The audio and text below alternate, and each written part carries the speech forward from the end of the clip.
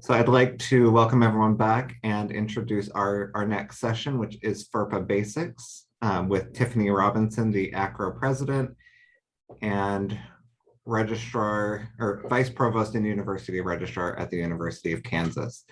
Tiffany is going to cover an overview of FERPA Basics for those of us new to FERPA and those of us who live and breathe it every day. Welcome, Tiffany. Good morning again, everyone. Let me go ahead and share my screen.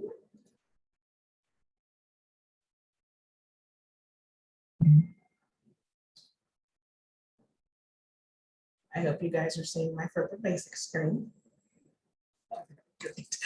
I'm with Janet. I've got 3 monitors, so it's like, okay, where am I at? Let's move this over. All right, let's get started. So, FERPA Basics, always a fun topic for everyone. And I'm just going to tell you now, I am not Leroy Rucker. I know everyone loves to have Leroy come and do a FERPA presentation. So I am entertaining, but I'm no Leroy Rucker. All right. So what I kind of want to talk with you guys about today is kind of just a general FERPA overview. This is a presentation that I generally give on campus when I have some departments that kind of want a refresher course, or if I'm at a conference and folks need to have a refresher. So we'll kind of talk about what FERPA is, why it's important, annual notification, best practices, and then I'm going to give you guys a little bit of information about the Agro Hill Day and some of the things that we did that were related to FERPA while we were there. So what is FERPA? Anyone? Anyone? I know some of y'all are out there laughing. I can only see 4 people in the boxes that I have there, but I know some of you are laughing. Well, what is FERPA? It's the Family Educational Rights and Privacy Act that was started in 1974. It applies to all schools that receive funds from the U.S. Department of Education and is enforced by the U.S. Department of Education. What you see before you are some of the rights that it provides for students: to inspect and review their educational records, to correct any inaccuracies and misleading data, and to control some of the disclosure of the information in their record. So wait, FERPA is important? Yes, as I have to explain to folks each semester, FERPA is the law. So why is it important? Well, because every one of us works with some aspect of a student record. It's important that every one of us knows that the work that we do in those educational records needs to be protected. So what is an education record? The information within that record, can it be disclosed, and to whom and under what circumstances can that information be disclosed? Annual notifications, very important time of the year. And as I sit here saying this now, October is the annual notification time for the University of Kansas. So I need to make sure I make myself a note to get that completed so that it will be out there on our website. So under FERPA, a school must annually notify eligible students in attendance of their rights under FERPA. And as I said, at the University of Kansas, that is done in October. The annual notification must include information in regards to the students to let them know that they are able to inspect and review their record, that they are able to request amendments if needed, and request that the institution not disclose their director information. FERPA does not require a school to notify eligible students individually, which is great for us because that would be a lot of emails and a lot of communications that we would have to send out. Rather than that, schools provide notifications in a means that is likely to inform those eligible students. And for us on our campus, that's going to be an email. We have a website dedicated to our FERPA notifications, and an email goes out to our campus community that lets them know that the new annual notice is available for them and ready for review. The notification also informs students who will be considered school officials, so they know exactly who they need to go to. One information from their educational records can be obtained without their written consent. A few examples of permissible disclosure of educational records without the student's consent, so that they are informed of that. And then, of course, what information the institution has designated as public directory information.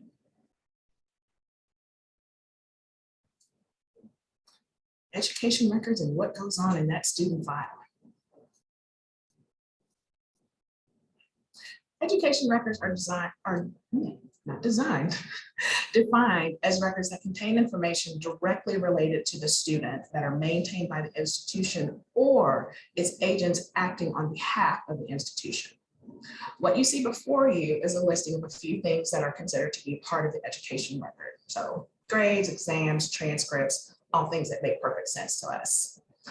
There are a few things that are not part of that record, which would be your sole possession records. So that's kind of your memory jogger. So we all write down little notes and things like that to kind of help us remember some of the conversations we've had with students. So those things would not technically be considered part of that education record. Some peer graded papers, those things would not be included as along with the alumni records.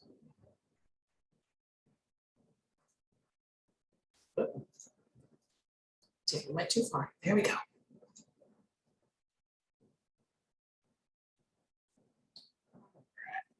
This one is one of my favorites. Who's there? FERPA. FERPA who? Sorry, I can't tell you. I know that's probably very annoying to some parents when we have to do that, but hey, it's the law and we follow the law. All right, let's move on to some direct information and PII, or personally identifiable information. Schools may disclose without consent directory information. FERPA defines directory information as anything contained in the education record of a student that would generally be considered harmful or an invasion of privacy if disclosed. The examples on the screen are taken directly from the U.S. Department of Education. Now, the list that you have at your school may look slightly different or may look exactly the same, but these are the things that we may disclose.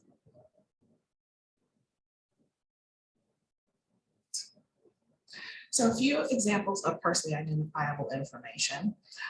These are, of course, going to be things that are going to be easily able to identify the student or either directly or indirectly through linkages through other information. So social security number, date of birth, grades, hours completed, GPA, things along that line.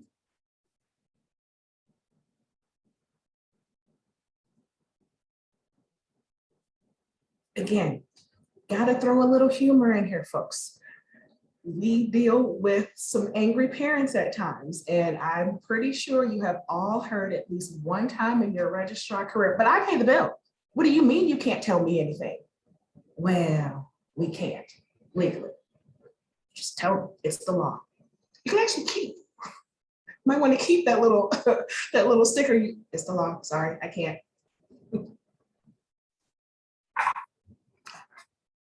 Students have the ability to restrict the release of their information. Generally, this is going to have to be done in writing, and the student will have to rescind that restriction of the information as well in writing in order for us to be able to take that off or to give any additional information about the student. And as always, the one thing we registrars love, exceptions to the rules, because we all have them. So a few of those exceptions are going to be if you have a legitimate educational interest or need to know. That's going to be for a lot of us on campus who may not work in the registrar's office, or some of those folks out in the advising world and some of the other colleges. Could be a few of the affiliates that we work with, but as long as they've got a legitimate educational interest, we should be able to share that information.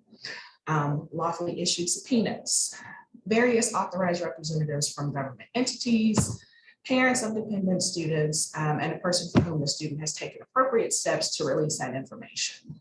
At the University of Kansas, we have a delegate system that students are able to go in and use. They're able to go in and say, we want this person to be able to do X, Y, and Z within our record, and that person then has free access to be able to view that information.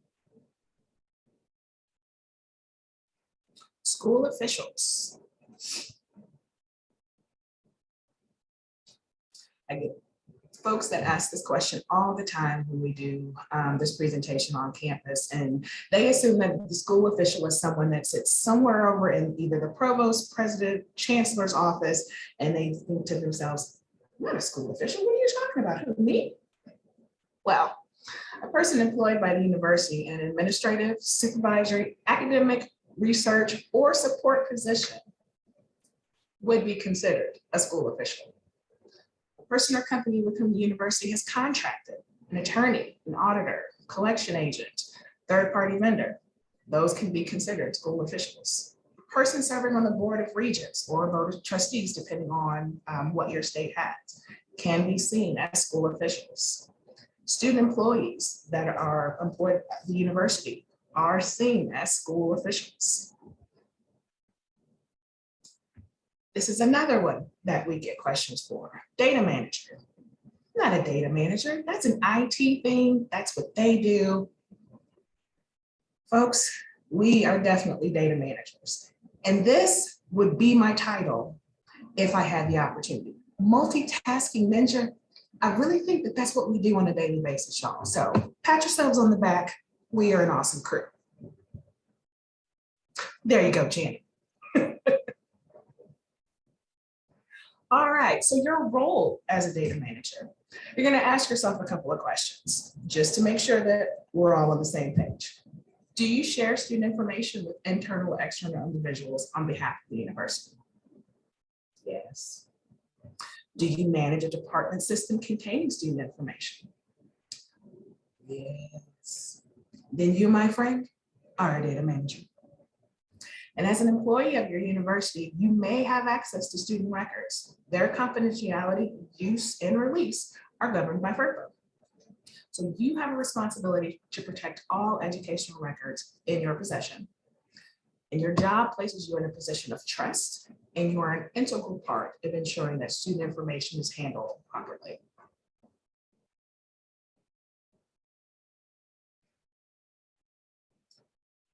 Some best practices. These we can actually share with you because we need that information, but as the seal says, our lips are sealed. So some of the things that I share with folks here on our campus, especially now that we're kind of in the age of COVID and some of us are working not only from home, but are possibly back in the office, you want to make sure that you're using secure tools provided by your institution.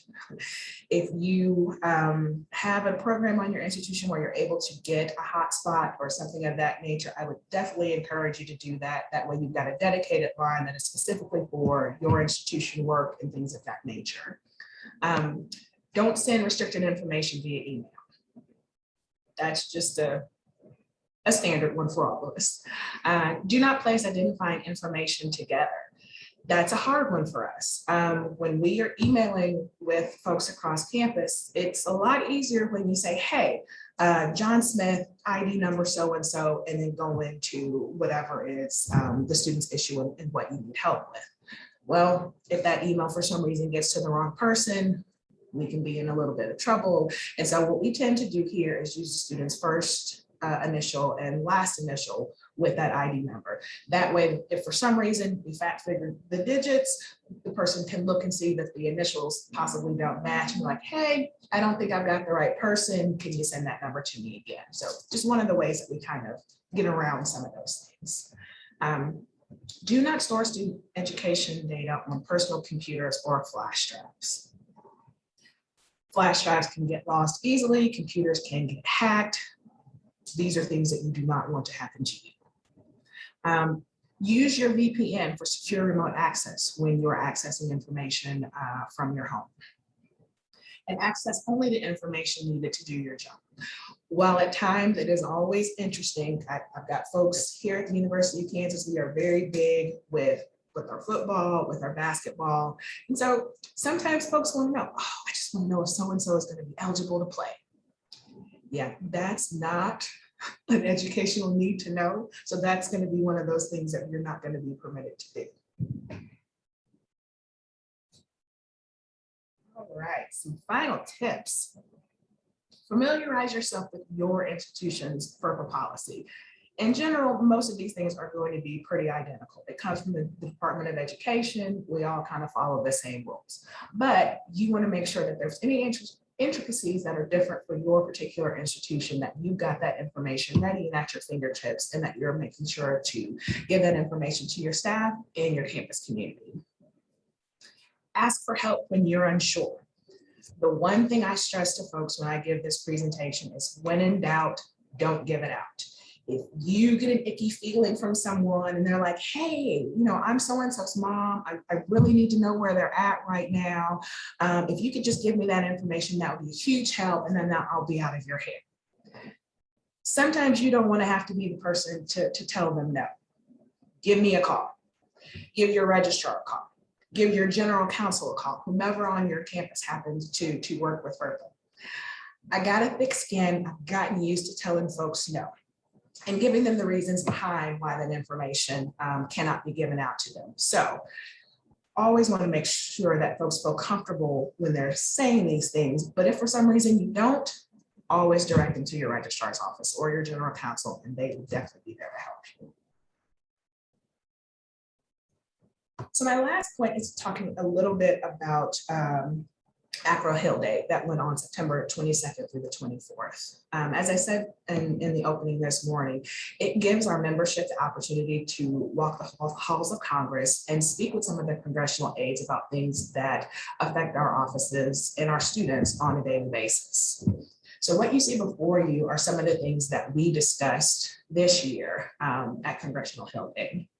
So looking at updates to FERPA, making sure that electronic records are being included in that list. I know a lot of us kind of do that anyway, but having it actually written into FERPA would make our lives a lot easier.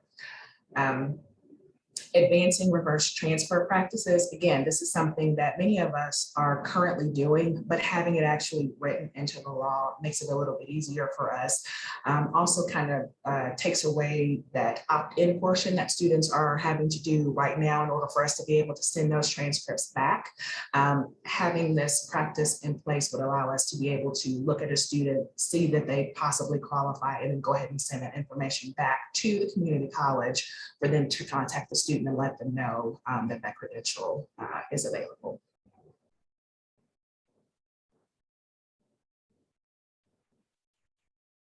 If you are interested in public policy and advocacy, I encourage you to take a look at the AACRAO website and sign up to receive the updates on public policy issues affecting our members.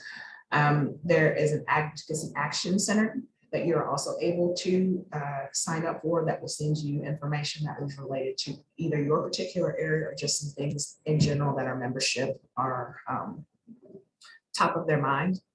And then, as I said before, Hill Day is usually something that we do in conjunction with our leadership meeting in the summer. We do hope to have that in person next year. So when that call comes out to the membership, I encourage you to definitely sign up for it. I know it can seem a little scary when you're thinking, okay, I'm walking the halls of Congress, I'm talking to congressional aides. Is this really something that I want to do? We take a lot of time to make sure that the members are prepared before they go out there. We do about a day-long kind of a seminar where we have some folks from the Hill come in and give us some examples of things. We do some mock interviews to make folks feel helpful. And we also make sure that we partner you with someone who has done in Hill Day before, so that way you don't have to feel like you have all the pressure on you. We've got one-pagers that go along with the information that we share with those folks, and got some talking points and things to keep you on track.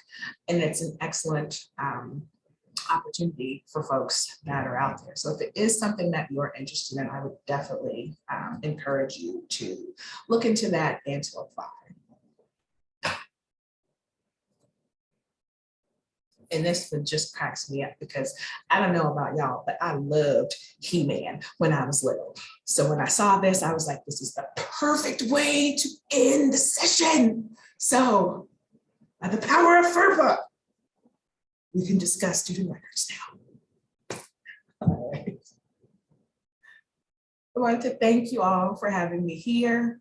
I left plenty of time if you've got any questions or anything of that nature. So I'm going to stop sharing my screen if I can figure out where my toolbar is.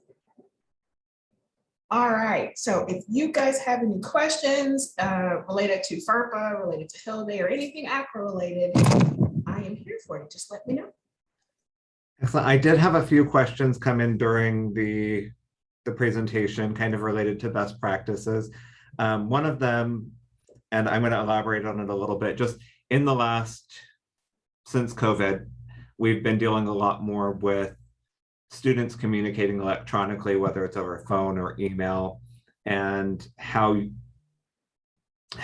you advise or best practices with verifying identity and providing that information to the students as securely as possible. And with some of these questions, if anyone in the group has feedback for what they're doing that they'd like to share, I think it would be a good discussion. Well, I think we're all kind of in that same boat with students and them calling and emailing in, and you kind of have to go based off the information that the student gives you. So that if they give you that ID number, you can ask a couple of questions to see if you really are talking to who you think you're talking to. If it's a parent or a third party that the student has given permission to have access to that record, we give those folks a specific PIN number. So when they call into the office, they have to give us that PIN number.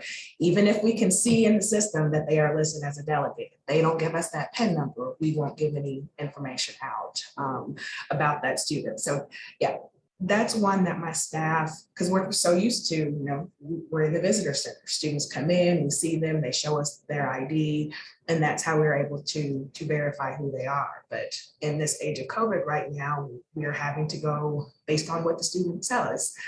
We do, on occasion, we'll ask a couple of clarifying questions. So we'll get the student's ID number. What's your birthday? What email address are you currently using? Things that we can check in the system to kind of give us a little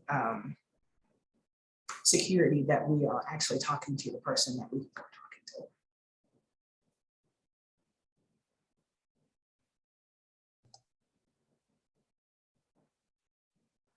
Excellent. If no one else has other questions, another one that I received was, how often do you require FERPA training on your campuses? That is a good one. If it were up to me, it would be mandatory for anyone that is on campus. At some point in time, the majority of us speak with the student, touch a student's record. I think it's beneficial for anyone that's on a college campus to have some understanding of FERPA. The way things are set up right now at the University of Kansas, if you have access to our enroll and pay system, which is our student information system, those folks have to get the FERPA training. Anyone else on campus, it is not currently a requirement. I do, however, reach out to the deans generally once a semester to say, hey, you know, it's that time of year again. If this is something you're interested in, I'd be more than happy to come over and do a session for you, for your course, for your department. It just depends on the need that they have. We just went through a process where we completely updated our FERPA training and our FERPA quiz, and it's now actually going into a different system that will give more folks on campus access to it. It will also allow me to be able to send email out to the campus to say, hey, it's that time of year again. I know you may not have to take the FERPA training, but here are a couple of things that may be of interest to you and some things that you want to look out for.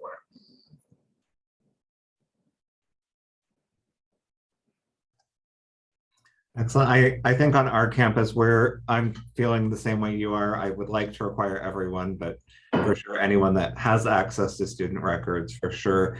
I'd like to push them and have them do it annually. Yes.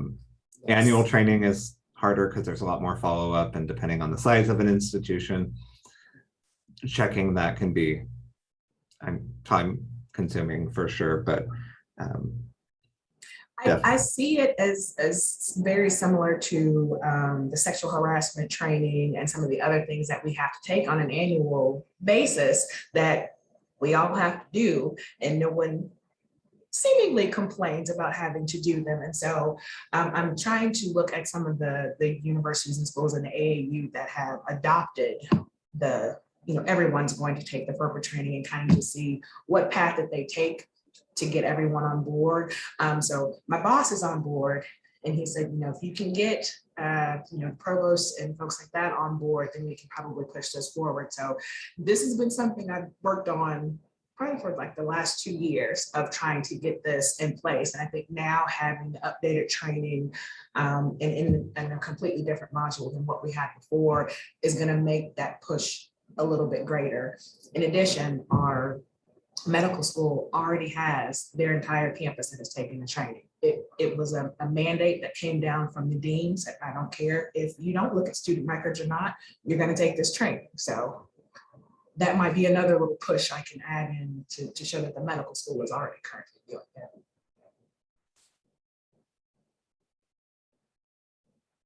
Sorry, I was muted. Another question from the group. Do you require student employees or student committee representatives to take the required FERPA training?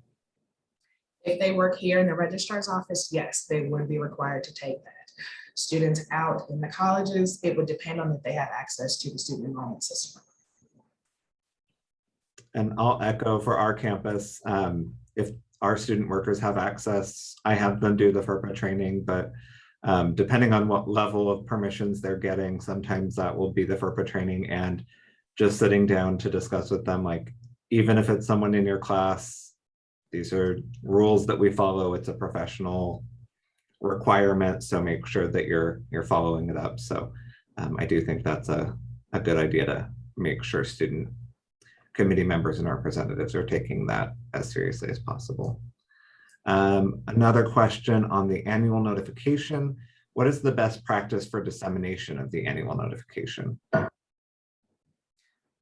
Best practice would be to put it anywhere where the majority of your eligible students are going to be able to see it. So for us, rather than clogging up students' inbox with an email that has all that information, we just send the notification to say, hey, it's available. That lets them know where it is, when it was put out there, and the website that we have it listed on actually has the previous notifications listed out there too. So if a student goes out there and they're like, well, I don't remember seeing this, we have all of the notifications that have been sent out. I think we keep about a 10-year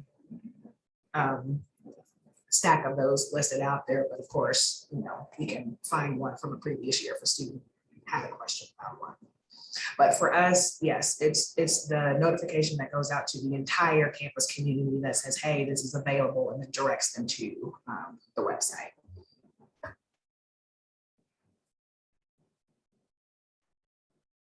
Do you have any other questions from the group? I have a quick question. The Solomon Amendment, what do you require for that? Especially with everyone being remote, I'll just get an email requesting that information. Is there anything that I have to require to get from them? That is an interesting one, because yeah, having Solomon requests and stuff that come in, those actually don't come to my office, which is a little bit different than what I was used to. Those go to a separate office that then over in our general counsel that takes care of those, and then they will send us the notification to say, this is the information that we need. So they actually take care of a lot of that, making sure we got the, you know, we're talking to the right people before we hand out that information, and we just get the notification to say, hey, send us this list. Okay, thank you.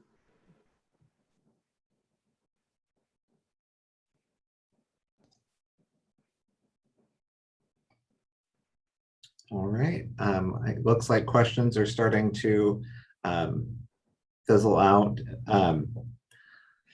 We still have about 30 minutes to our next session, so I won't keep anyone here, but if anyone wants to stay on, I will turn off the record feature and we can share any FERPA horror stories that we might have encountered. I think sometimes one of the best ways to learn is to kind of hear what some other people have gone through. So if anyone wants to share those, just again, I'll turn off the record so we're not all on the spot with it, but